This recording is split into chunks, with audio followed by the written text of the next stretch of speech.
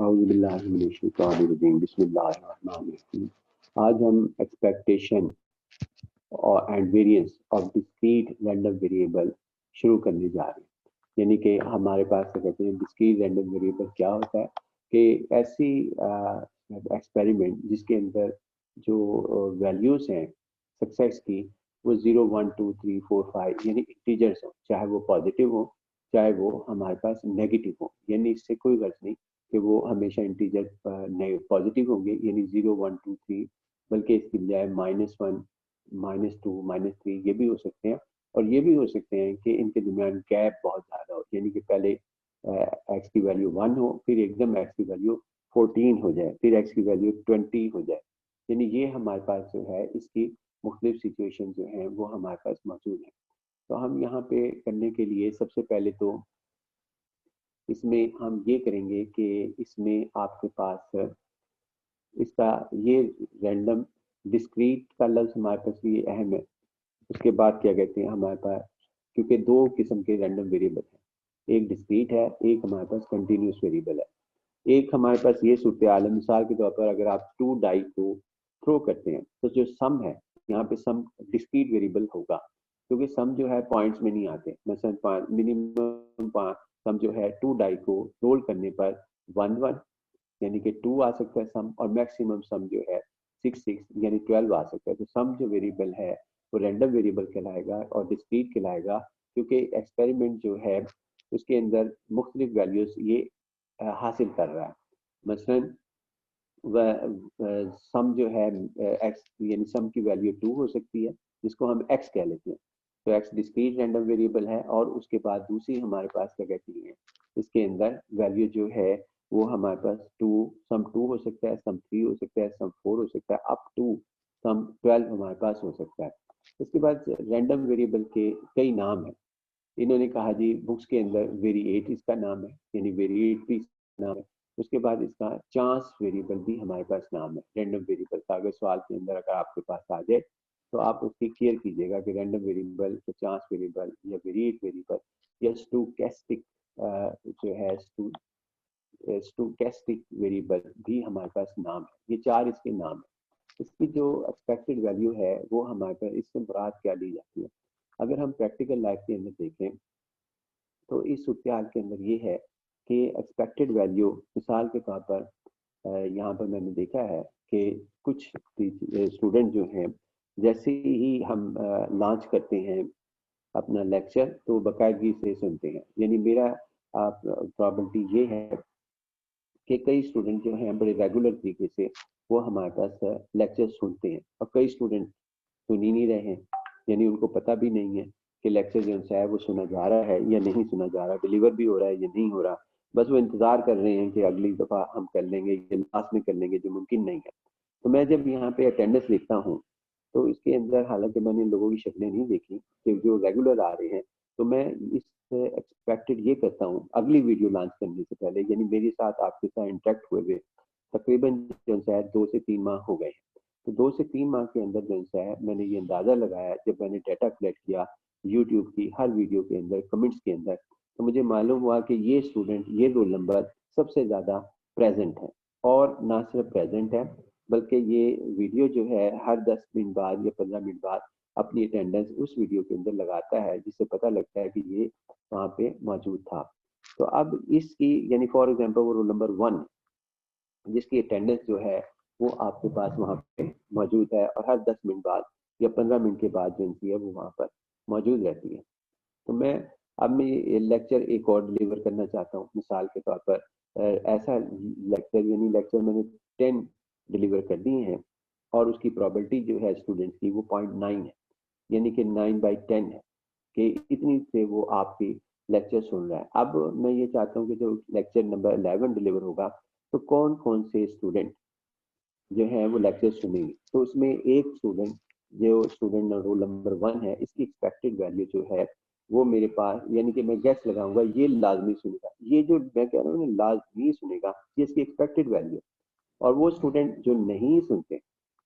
उनकी प्रॉपर्टी भी मेरे पास है। मतलब वो जो है 0.1 है फॉर एग्जाम्पल, यानी 1/10 है। 10 में से एक लेक्चर सुनते हैं, बहुत कम लेक्चर सुने, तो अब मैं जब 11वां लेक्चर लॉन्च करूंगा तो उसके अंदर ये बात मालूम होगी, इसकी एक्सपेक्टेड वैल्यू जो है वो हमारे पास जो भी निकालेंगे, जो एक तरीकेकार है इनका निकालने का, उसको हम कहेंगे कि ये इसकी एक्सपेक्टेड वैल्यू है। जब 11 के ऊपर ये नहीं आएगा स्टूडेंट, जबकि रोल नंबर 1 लाजमी आएगा, ये वैल्यू है इसकी। और ये वैल्यू कि जो स्टूडेंट हाजिर जो पहले से ही एबसेंट है पहले 10 लेक्चर्स के अंदर, तो वो 11वें लेक्चर में भी एबसेंट होगा, इसकी एक्सपेक्टेड वैल्यू मौजूद है। आप इस तरह करें, इसको एक और तरीके से समझते हैं कि मिसाल के तौर पर आपके इदारे में रेगुलर क्लासेस हो रही हैं, आपके टीचर जो हैं वो रेगुलर आ रहे हैं। मिसाल के तौर पर ये प्रैक्टिस जो है, मतलब मैं बात करता हूँ मैथमेटिक्स की। यदि आप फर्ज करें कि मंडे को 10 से 11 बजे के दरमियान मैथमेटिक्स का लेक्चर हो रहा है। अब एक स्टूडेंट जो है वो सारे लगातार हो रहे हैं, लेकिन क्या कहते हैं, अब एक और नेक्स्ट वीक में मंडे आता है, उसके अंदर एक स्टूडेंट घर पे बैठ जाता है, यानी कि फॉर एग्जाम्पल छुट्टी कर लेता है। अब वो छुट्टी कर रहा है किसी भी वजह से, तो उससे पूछा जाए कि 10 से 11 के दरमियान मंडे वाले दिन उसके घर में क्वेश्चन ये किया जाए कि 10 से 11 के दरमियान क्या जैसा एक्सपेक्टेशन करते हैं आप कि वहाँ कौन सी क्लास हो रही होगी, तो वो एक्सपेक्टेड वैल्यू बताएगा यदि मैथमेटिक्स की हो रही है, जो कि सही भी हो सकती है गलत भी हो सकती है। गलत कैसे हो सकती है जी? गलत इस तरह हो सकती है कि 10 से 11 के दरमियान हो सकता है उस दिन टीचर जो है लीव के ऊपर हो जाए, छुट्टी कर लें, या हमारे पास क्या कहते हैं, ये पॉसिबिलिटी है कि वो रिप्लेसमेंट हो जाए, ये दूसरी पॉसिबिलिटी है। लेकिन वो अपने घर बैठा हुआ है, लेकिन उसकी एक्सपेक्टेशन यही है कि ये हमारे पास मैथ की क्लास होगी मंडे को 10 से 11 बजे, जबकि वो वहाँ पे फॉर एग्जाम्पल वो अपने घर पे बैठा हुआ है, किसी से रास्ते पर नहीं। तो एक्सपेक्टेड वैल्यू जो है ना वो हमारे पास उसकी एक्सपेक्टेशन ये है स्टूडेंट्स की जो घर पे बैठा हुआ है कि भी यहाँ मैथ की क्लास हो रही थी, लेकिन हो सकता है कि वहाँ टीचर लीव पर हो जाए, रिप्लेसमेंट हो जाए, कोई दूसरे टीचर आ जाए और दूसरा सब्जेक्ट पढ़ा लें, और जो मैथ की क्लास है वो किसी और दिन शिफ्ट हो जाए, या टाइम टेबल जो है वो शिफ्ट हो जाए, या रीशेड्यूल हो जाए। लेकिन एक्सपेक्टेड वैल्यू ये है कि वो हमारे पास इस दिन इसकी क्या होगी, जबकि मंडे वाले दिन उसको सुबह ये सवाल जो है ना फॉर एग्जाम्पल 9 बजे पूछा जाता है और क्लास में ही 10 से 11 के दरमियान, और वो किसी से रब्ता नहीं करता, उस टाइम जो सवाल हम पूछते हैं इसे हम एक्सपेक्टेड वैल्यू कहते हैं। इसी तरह कोई लाइक स्टूडेंट के बारे में ये टीचर बता देते हैं कि ये टॉप करेगा ये स्टूडेंट, अब उसकी एक्सपेक्टेड वैल्यू ये है कि वो टॉप करेगा, और वाकई वो टॉप कर जाता है। और उसके बाद इसी तरह एक्सपेक्टेड वैल्यू वो स्टूडेंट जो काम ही नहीं करता, तो टीचर पहले बता देते हैं। वो कैसे बताते हैं? वो इस तरह बताते हैं कि वो लगातार लेक्चर्स ले रहे होते हैं अपनी क्लास के साथ। तो टीचर जब एक्सपेक्टेड वैल्यू बताने के लिए लगातार इंटरेक्ट कर रहा है अपने स्टूडेंट के साथ, 10-12 लेक्चर्स के बाद उन्हें अंदाजा हो जाता है कि ये हमारे पास क्या कहते हैं, ये स्टूडेंट ज़्यादा पढ़ता है, ज़्यादा हार्ड वर्क है, ज़्यादा रेगुलर है और होनेस्ट है अपने साथ भी क्लास के साथ भी, तो उसकी वजह से उसकी एक्सपेक्टेड वैल्यू जो है वो बताती है। इसी तरह वो स्टूडेंट जो क्लास में आता है, पिछले बेंचेस के ऊपर बैठता है और सर झुका के बैठ जाता है या खामोश हो जाता है, ये पेंसिल खाली हिला रहा होता है, लग रहा होता है कि ये पढ़ रहा है लेकिन वो पढ़ नहीं रहा होता, उसकी एक्सपेक्टेड, और टीचर नोट भी कर रहा है लेकिन टाइम जो है वो ज़ाया ना करने की वजह से, क्योंकि बड़ी क्लास है, तो वो वहाँ पर उनको एक्सपेक्टेड वैल्यू हमारे पास इसके अंदर एक्सपेक्टेड वैल्यू उसकी जो है वो फेल की, कि वो फेल हो जाए। और ये पॉसिबिलिटी के साथ हम काम करते हैं, पहले प्रोबेबिलिटी डिस्ट्रीब्यूशन बनाते हैं, फिर हम एक्सपेक्टेड वैल्यू डिफाइन करते हैं, यानी हर एक की, वो भी काफ़ी एक्सपेरिमेंट के बाद, यानी कि ये हमारे पास। इसी तरह देखें, अगर एक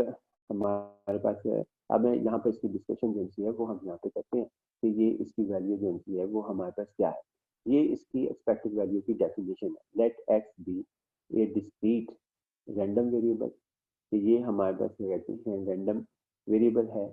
और with with probability function,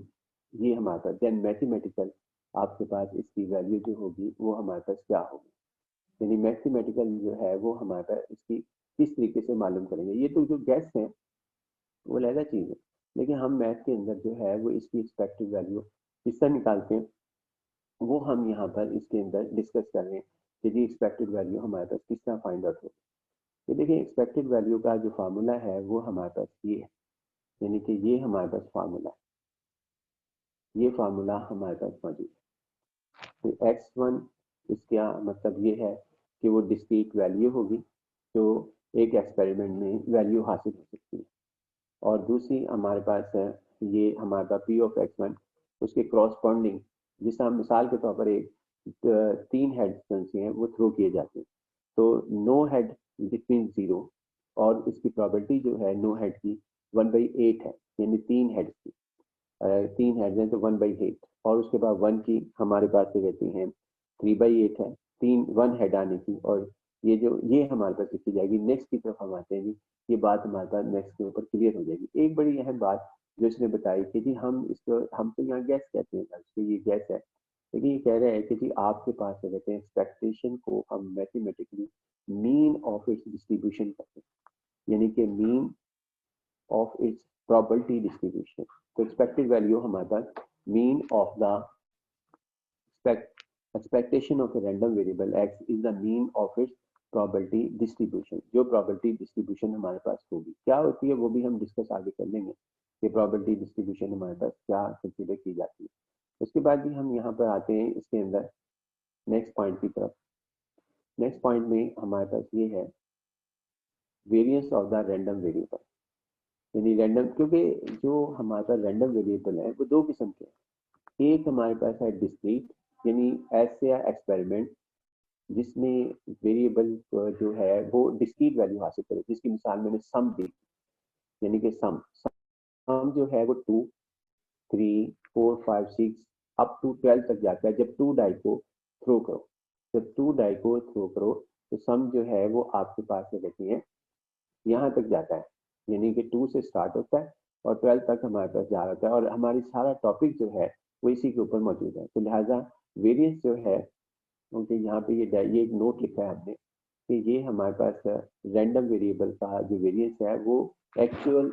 probability distribution का वेरियंस है, यानी वो एक्चुअल प्रोबेबिलिटी का probability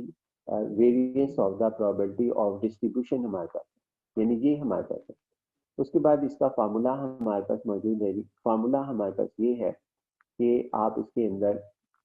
expected value of x square का पहले हम फार्मूला लिखते हैं। यहाँ पे ये फार्मूला इसके अंदर लिखा हुआ है कि ये वेरियंस का फार्मूला नहीं, ये गलत हो गया मुझसे, यहाँ पे आप सही कर लें कि ये वेरियंस का फार्मूला नहीं है। ये सिंपल जो है expected value of x square is equal to summation, यानी कि ये फार्मूला हमारे पास लिखा जा रहा है समेशन, यानी ये हमारे पास लिखा जा रहा है इसके अंदर expected value of E raised to power X square is equal to summation X square P of X. और वेरियंस का फार्मूला ये है, variance of X is equal to E की पावर एक्स स्क्वायर, और यहाँ पर फिर दोबारा ये हमसे मिस्टेक हो गई कि इसके अंदर जो है इसका फार्मूला ये वाला हिस्सा है, यानी वेरियंस ऑफ एक्स जो है वो हमारे पास इसके अंदर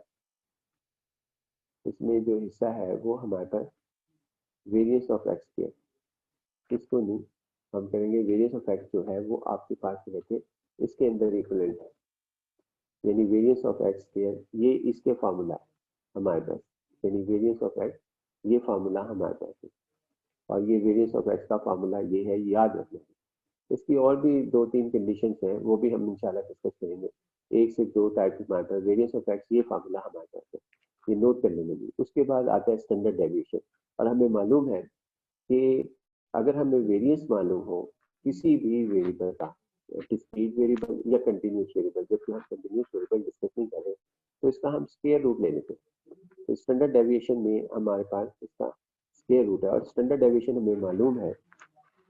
कि ये मीन से डिस्पर्शन है, यानी कि कोई बैट्समैन उसका मीन जो है फॉर एग्जाम्पल 30 है,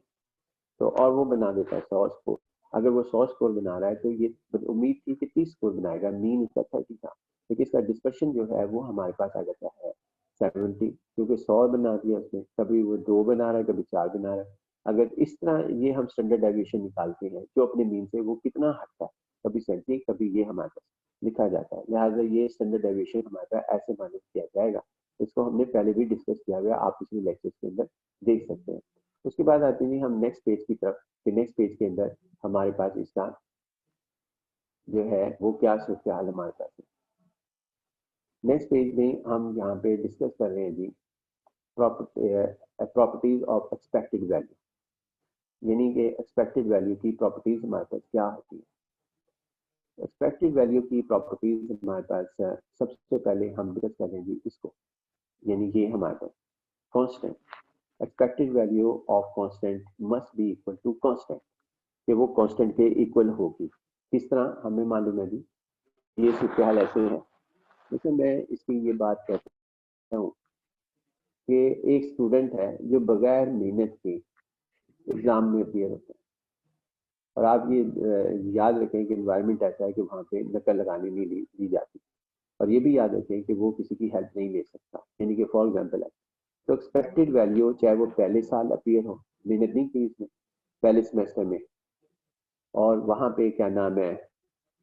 वो उसकी एक्सपेक्टेड वैल्यू फेल है, वो कांस्टेंट ही रहेगी। यानी कांस्टेंट ही रहेगी क्योंकि उसने मेहनत जिनसे वो करनी ही नहीं, और उसकी जो प्रॉपर्टीज हैं वो बता रही हैं कि जब भी अपियर होता है वो तकरीबन जिनसे है 0.01 प्रॉपर्टीज के साथ अपियर होता है। अगर उसने 10 अटेम्प्ट पहले की, यानी 10 दफा इम्तहान दिया है, लेकिन वो हमेशा जनसा है फेल होने का चांस जनसा है, वो पास होने का चांस कह लें या फेल होने का, दोनों में से किसी एक को सिलेक्ट करना पड़ेगा। मिसाल के तौर पर मैं फेल होने का कर लेता हूँ, तो वो हमारे पास 0.99 या 99% वो फेल होने का चांस। तो ये पहले अटेम्प्ट में भी 99 बगैर तैयारी की गया, दूसरे में भी बगैर तैयारी की, 10 अटेम्प्ट के बाद एग्जाम ने अंदाजा लगाया कि ये 99% ही इसकी जो प्रॉबिलिटी बनती है नॉन मेहनत करने की। तो इसकी एक्सपेक्टेड वैल्यू कि अगर 10 के बाद इसको यूईटी एक और चांस देती है और कहती है कि 11 टाइम जो है वो भी अटेम्प्ट कर ले, तो ये फिर दोबारा फेल होगा। क्योंकि इसकी वजह क्या है कि ये स्टूडेंट ऐसा है जो मेहनत करना ही नहीं चाहता, ये मेहनत करता ही नहीं, लिहाजा इसको हम एक्सपेक्टेड वैल्यू इसकी जो है कांस्टेंट की कभी चेंज नहीं होती। अगर वो कांस्टेंट ये रखा है तो हमारी जो स्टैटिस्टिक्स है वो भी बताती है कि एक्सपेक्टेड वैल्यू जो है वो हमारे पास कांस्टेंट ही रहेगी। अगर जो स्टूडेंट मेहनत करता है तो उसकी एक्सपेक्टेड वैल्यू जो है वो हमेशा 80% यानी कि बहुत ज्यादा और बहुत बेहतर होती है। यानी क्योंकि उसका क्लास के अंदर एक्सपेक्टेड वैल्यू उससे अंदाजा लगता है कि ये स्टूडेंट बड़ा अच्छा साबित हुआ क्योंकि मेहनत कर रहा है। अगर मेहनत कर रहा है तो इम्तहान में जब अपियर होगा तो ये इंशाल्लाह जो है इसका बहुत ज्यादा चांस है कि ये बहुत बेहतर रिजल्ट वहाँ पे शो करेगा। अब आते हैं जी हम इसके अंदर ये value expected value of a linear function. Linear क्यों कह रहा हूँ जी मैं, क्योंकि हमें मालूम है कि y is equal to M X plus C, हमारे पास है इसके अंदर y is equal to M X plus C. इसमें हमारे पास कहते हैं एक line y is equal to M X plus C. y is equal to, अगर आप इसको बेहतर तरीके से समझना चाहिए तो इसके अंदर जरूरी है कि आप जिनसे है y is equal to M X plus C का कॉन्सेप्ट जो है वो समझें। यानी कि ये y is equal to M X plus C, अगर आपने इसको समझिए ना, इस कॉन्सेप्ट को जो हमारे पास है y is equal to M X plus C, तो आपको ये एक्सपेक्टेड वैल्यू जो हमारे पास लिखी हुई है, यानी ये वैल्यूज हमारे पास जो लिखी हुई है वो बहुत बेहतर तरीके से समझ आएगी। यानी कि ये हमारे पास, लिहाजा इसको समझने के लिए मैं इसको दोबारा बहुत ज़्यादा एक्सप्लेन नहीं कर सकता इस जगह के ऊपर, लिहाजा मैं इसको ये एडवाइस करूंगा कि आप इसको समझें तो आपको पता लगेगा कि ये हमारे पास क्या सूरत हाल है। अब इसके अंदर एक्चुअली ये बताया क्या जा रहा है,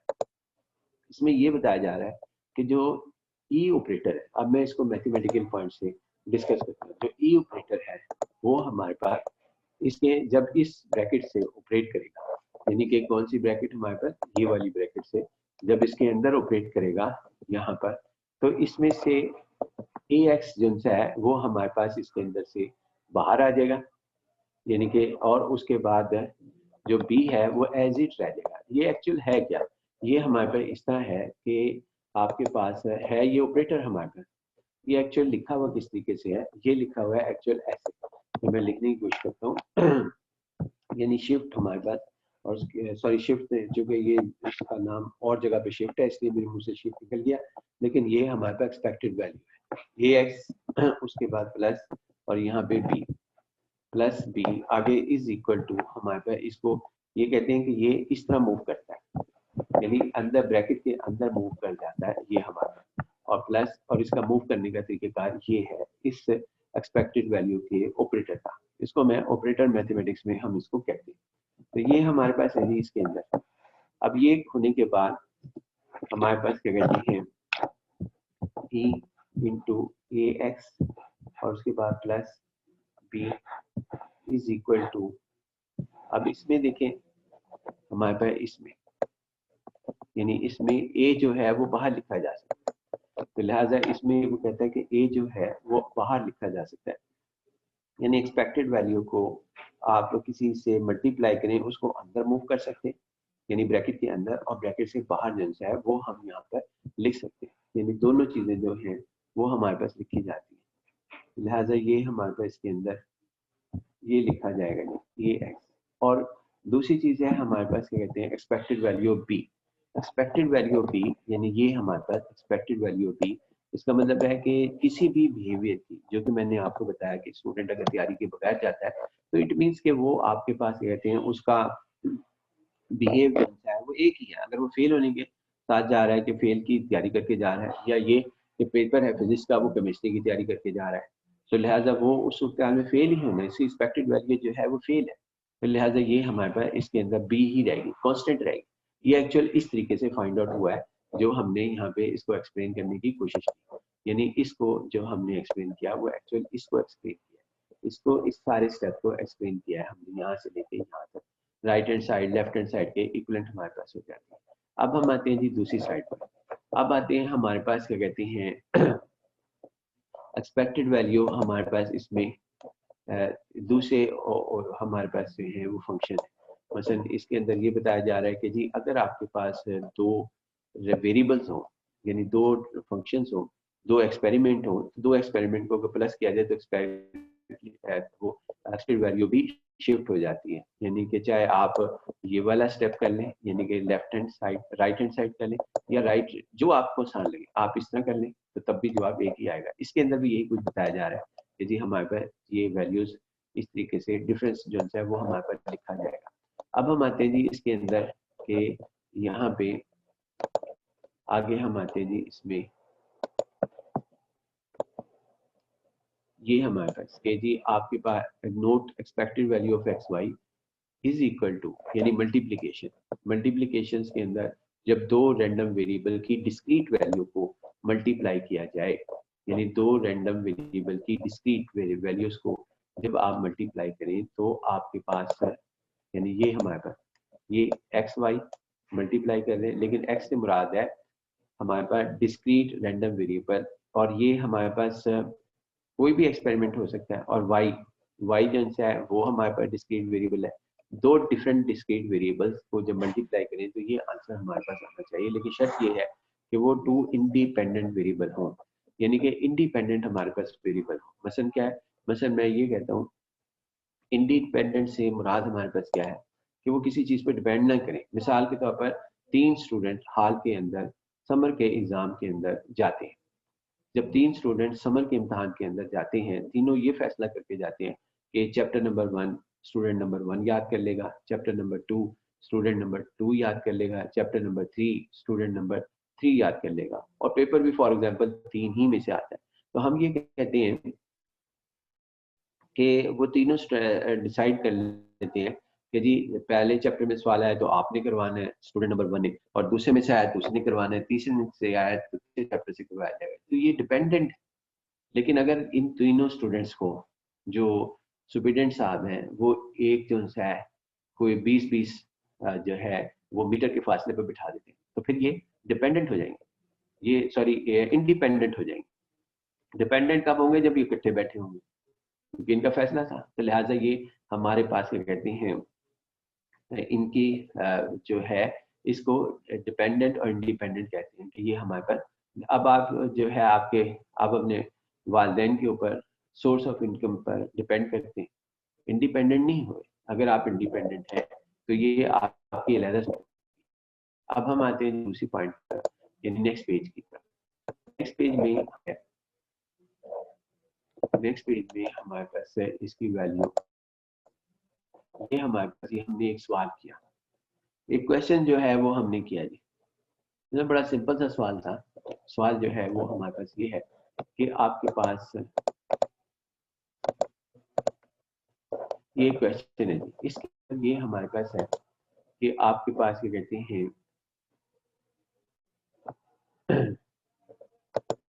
कि एक सिंपल सा सवाल दिया हुआ है कि जी आप इसको इस तरह करें कि ये आपकी एक्सपेक्टेड वैल्यू है यानी ये आपकी डिस्क्रीट रैंडम वेरिएबल की वैल्यूज है और ये उसकी प्रॉपर्टी है। यानी कि फॉर एग्जांपल मैं मिसाल दे रहा हूँ जो इससे रिलेटेड नहीं है कि हमारे पास ये है कि अगर हम 3 हेड्स थ्रो करते हैं तो नो हेड से मुराद 0 है, 0 की प्रॉपर्टी 1/8 होगी, यानी और उसके बाद 1 की प्रॉपर्टी 1 हेड की वो भी 3/8 होगी और 2 हेड्स आने की प्रॉपर्टी भी 3/8 होगी और जो 3 हेड्स आने की वो 1/8 होगी। यहाँ पे यही बात की जा रही है कि कोई एक्सपेरिमेंट परफॉर्म किया और इस परफॉर्म के अंदर हमारे पास क्या कहते हैं जो डिस्क्रीट वेरिएबल 0 है, 0 की जो प्रॉपर्टी है वो 3/8 है और 1 की जो है वो हमारे पास 4/10 है और ये हमारे पास 2 की ये 2/10 है। यानी इसका मतलब ये है अगर एक्सपेरिमेंट किसी और तरह समझाना चाहूँ जबकि इसके अंदर लिखा हुआ नहीं है तो इसका मतलब हमारे पास ये है कि आपके पास ये रहते हैं ना, इसको मैं अगर समझाना चाहूँ तो वो इस तरीके से मैं समझाने की कोशिश करता हूँ। ये हमारे पास मिसाल के तौर पर इसको मैं समझाता हूँ, आप बाकियों को डिड्यूस कर लेना और आगे एग्जाम्पल भी आए कि एक स्टूडेंट है जो हमारे पास पहली अटेम्प्ट करता है तो पहली अटेम्प्ट करने पर उसकी प्रॉपर्टी है 4/10,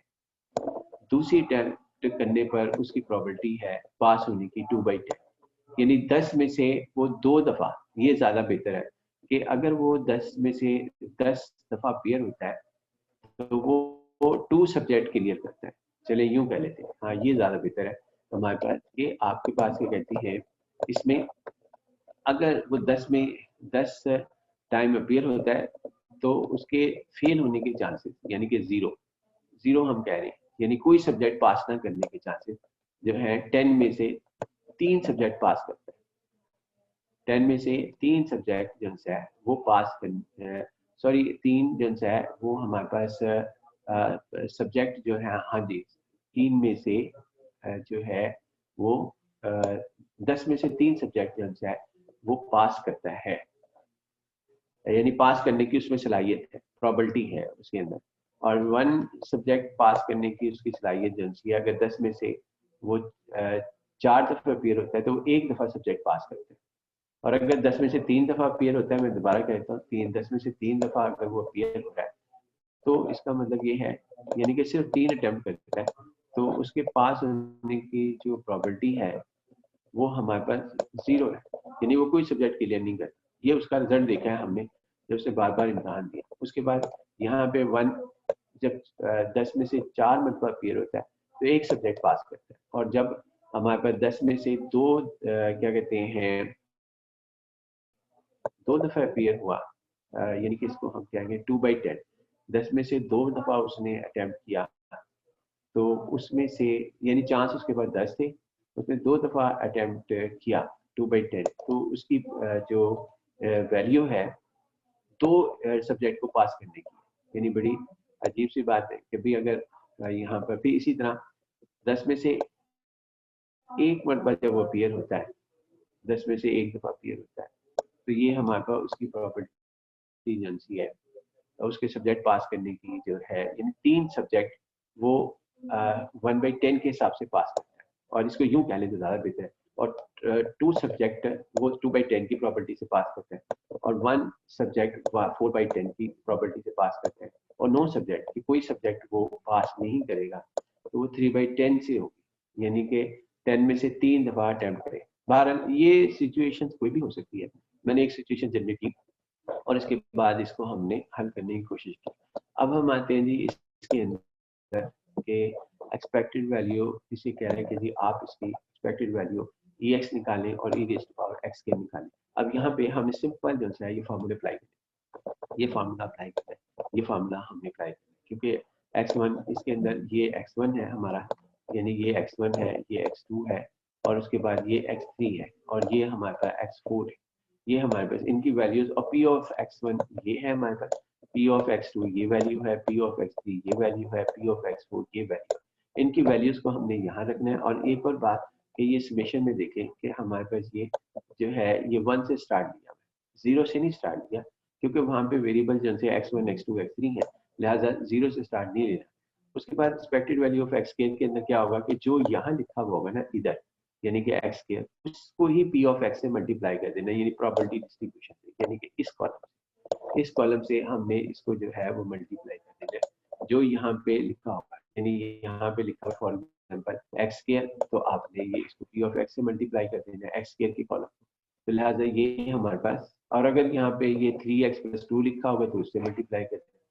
फिलहाल ये कॉलम जन से ये दोनों कॉलम x और p ऑफ x हमने यहाँ लिख लिया, ये x लिख लिया, ये p ऑफ x लिख लिया। x1 हमारे पास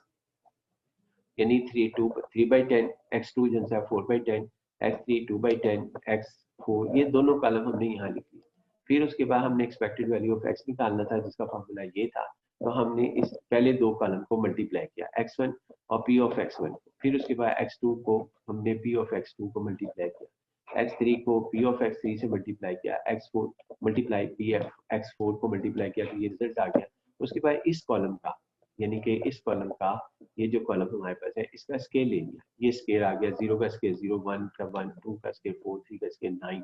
हमने ले लिया। फिर इन दोनों को हमने मल्टीप्लाई किया, यानी ये इस कॉलम को, इस वैल्यू को, 0 को और इससे,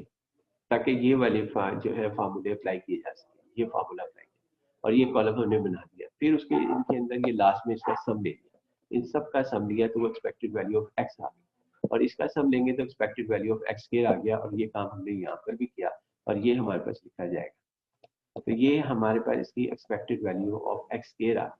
यानी अगर ये जो है इसका मतलब ये है कि अगर इसके क्या कहते हैं इसमें हमारे पास क्या कहते हैं ये वैल्यू इसकी आएगी, अगर ये प्रॉपर्टी डिस्ट्रीब्यूशन हमारे पास होगी तो इसकी एक्सपेक्टेड वैल्यू ये है 11/10, और अगर ये सब्जेक्ट पास करने की है कि अगर 10 में से 3 दफा अपीयर होता है तो वो 0 सब्जेक्ट पास करता है, अगर 10 में से 4 मरतबा अपीयर होता है तो वो 1 सब्जेक्ट पास करता है, अगर वो 10 में से सिर्फ 2 अटेम्प्ट करता है, ये हमने देखा है। यानी कि फॉर एग्जांपल हमने स्टूडेंट्स की जो है वो नेचर को ऑब्जर्व किया कि वो ऐसा करता है कि 10 में से 2, जैसा कि आपने शायद नोट किया हो, कभी करके भी देख लेना, जो क्रिकेट के जो प्रोफेशनल है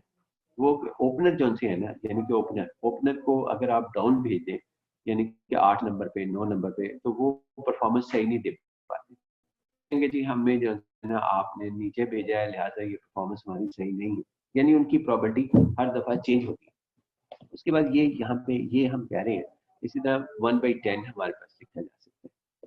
और उसके बाद ये 3 सब्जेक्ट पास करेगा अगर ये एक अटेम्प्ट करता है 10 में से, यानी कि 10 इम्तहान होते हैं, 10 में से एक में अपीयर होता है, अल्लाह ना करे ऐसी सूरत हाल, लेकिन चले मेरे पास और कोई तरीके कार नहीं था समझाने का कि 10 में से 10 दफा एग्जाम में से वो क्या कहते हैं हमारे पास, यानी एक अटेम्प्ट करता है तो वो 1/10 हमारे पास बनता है, तो ये 3 सब्जेक्ट पास करता है। ये 11/10 का मतलब है कि अगर ये नेक्स्ट करेगा तो इसके सब्जेक्ट पास करने की जो हमारे पास है वैल्यू है वो 1.1 है, यानी कि अगर ये 10 के बाद और अटेम्प्ट करता है, 11वीं अटेम्प्ट करता है, 12वीं करता है, 13वीं करता है, तो इससे हम एक्सपेक्ट करें कि ये 1.1 सब्जेक्ट पास करेगा। कोई भी अटेम्प्ट कर रहा हो, यानी 10 में से 2 दफा अटेम्प्ट कर रहा हो, 10 में से 3 दफा, यानी अगले 10 में से, तो ये 1.1 अपीयर होगा हमारे पास। इसके बाद ये हमारे पास वेरियंस आ गया। अगले स्टेप पर हम आते हैं जी, इसके अंदर ये टॉपिक हमने इसके अंदर भी किए हुए यहाँ पर। अब पेज नंबर नेक्स्ट पेज की तरफ हम जो है यहाँ से शुरू करते हैं।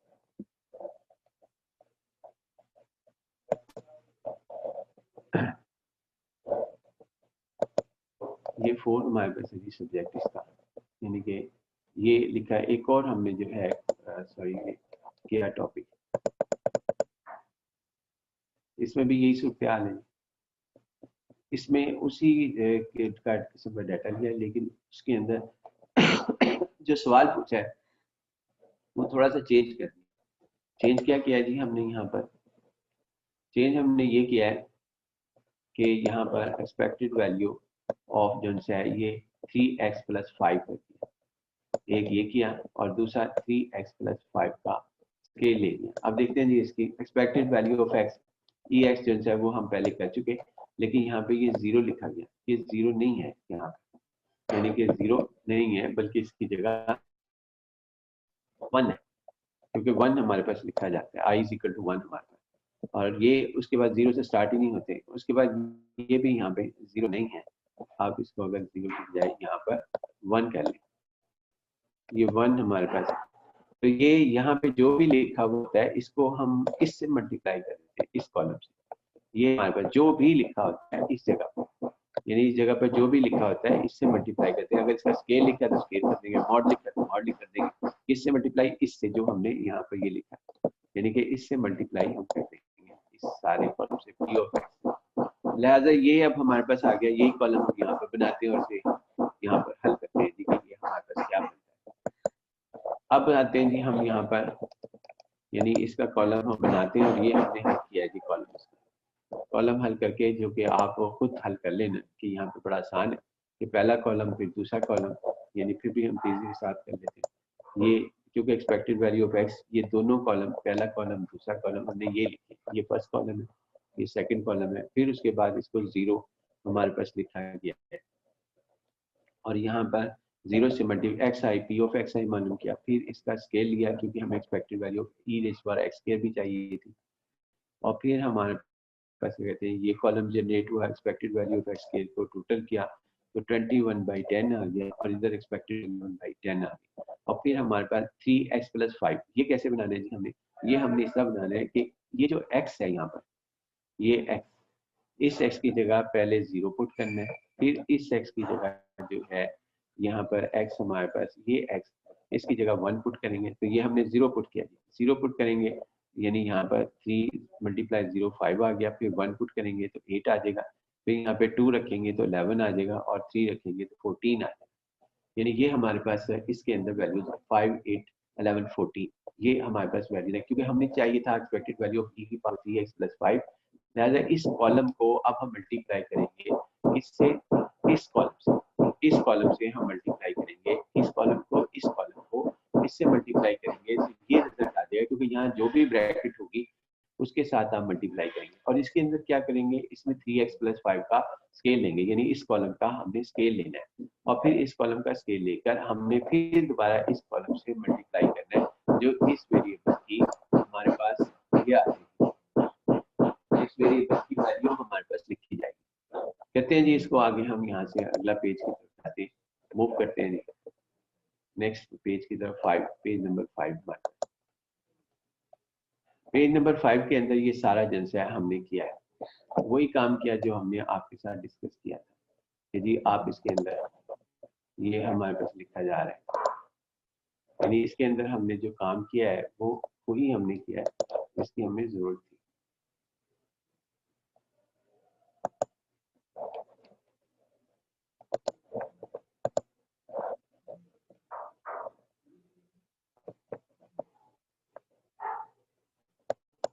लिहाजा ये हमारे पास लिखा गया।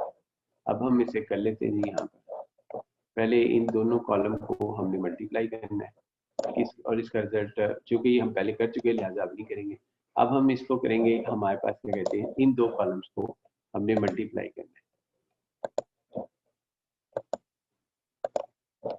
इन दो कॉलम्स को मल्टीप्लाई करेंगे तो फिर हमारे पास क्या कहते हैं ये रिजल्ट आ जाएगा जो हमने पहले मालूम कर दिया, और फिर उसके बाद हम इसके अंदर मल्टीप्लाई करेंगे जी इसके अंदर यहाँ पर, अब हम इस कॉलम को इस कॉलम के साथ मल्टीप्लाई करेंगे, ये हमारे पास इस कॉलम को, तो ये एक्सपेक्टेड वैल्यू ऑफ 3xi + 5 का होल स्केयर की वैल्यू, एक्सपेक्टेड वैल्यू आ जाएगी जो हमने यहाँ पर, और ये रिजल्ट हमारे पास आ गया। अब उसके बाद हमने ये भी किया कि शो डैट भी करना था, या शो डैट कर लें कि ये चीज़ इक्वेशन जनसी है वो इसके बराबर होती है, तो इसकी शो डैट के अंदर आपके पास क्या होगी, ईरिस्ट यानी शिफ्ट ऑपरेटर, पहले हमने जो वैल्यूज निकाली है पहले इसकी वैल्यू रख देंगे, फिर उसके बाद इसकी वैल्यू रख देंगे लेफ्ट हैंड साइड और राइट हैंड साइड पे जो कि हमने मालूम कर ली है, तो हम यहाँ पे जरा तेजी के साथ करते हैं आगे, तो ये हमारे पास इसका जवाब आ जाएगा लेफ्ट हैंड साइड और राइट हैंड साइड। ये सिर्फ फार्मूला लिखे, यहाँ पे ये भी फार्मूला लिखा हो, ये भी फार्मूला लिखा हो, तो इनकी वैल्यूज ही रखनी है, तो हमारे पास यही यहाँ पे भी हमने चूंकि ये कॉलम के अंदर हम कर चुके हैं, इसके बाद ये 76 आया हमारे पास इसका जवाब, तो लिहाजा ये यहाँ पर हो चुका था इस कॉलम के अंदर,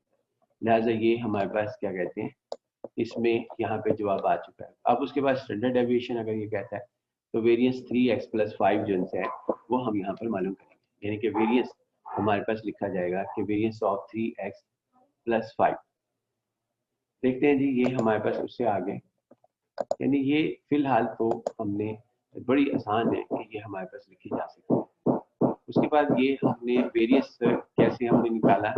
इसमें ये गलती है जी कि ये हमारे पास वेरिएंस जो स्टैंडर्ड डेविएशन वो ऐसे ही होता है, लेकिन इसका ये फार्मूला यहाँ पे गलत लिखा हुआ।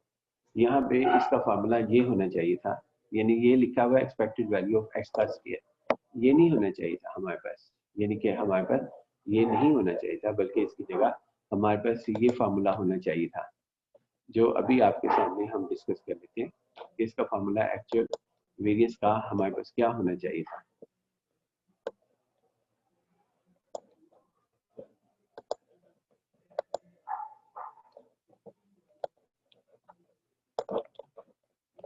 ले जी, इसका फार्मूला मैं आपको जुबानी बताता हूँ कि आपके पास इसका फार्मूला जो होना चाहिए था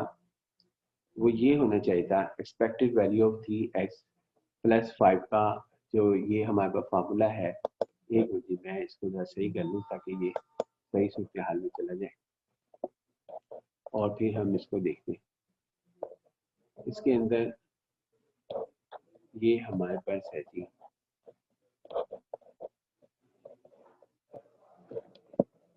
एक हमारे पास इसको लिखना है।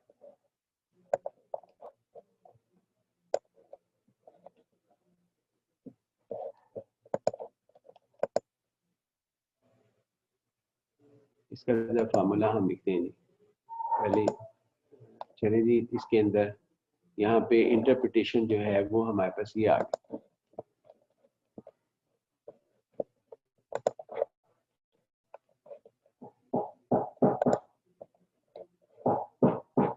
इसका फार्मूला ये होगा जी हमारे पास, मेरी कोशिश है कि ये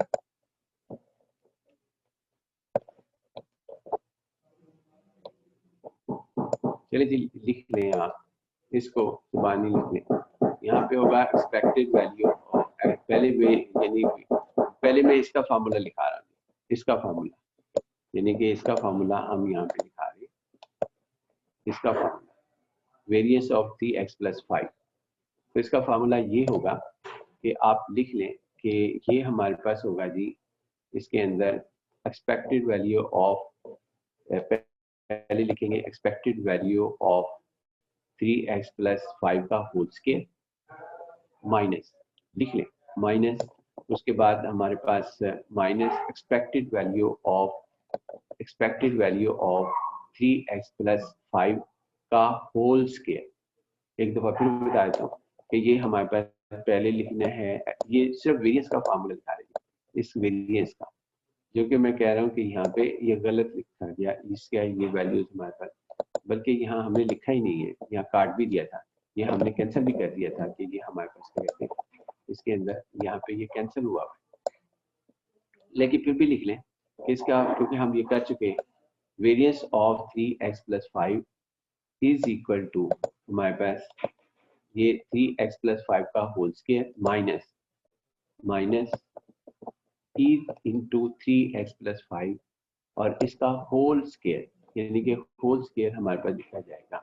लिहाजा ये हमारे पास इसका वेरिएंस आ जाएगा, उसका अंडर रूट लेंगे तो वो हमारे पास आएगा। इंटरप्रिटेशन जो भी गिवन प्रॉपर्टी है उसके हिसाब से ये 11/10 हमारे पास मौजूद होगी इंशाल्लाह जी। बाकी हम नेक्स्ट लेक्चर के अंदर जो है यहाँ पे परफॉर्म करेंगे आपके साथ। तो इसमें देखते हैं जी हमारे पास, बाकी हम एंड मीटिंग करते हैं। अल्लाह हाफ़िज़।